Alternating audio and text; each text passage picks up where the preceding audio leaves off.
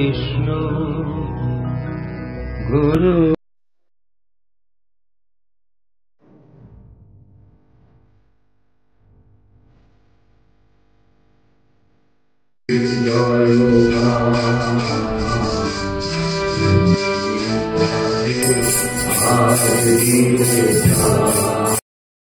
আর বিন্দু এরা সবাই স্টেজে বসে আছে।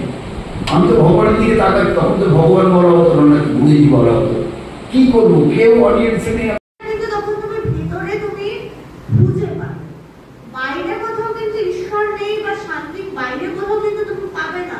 কিন্তু সৎ প্রসঙ্গ করাটা কেন?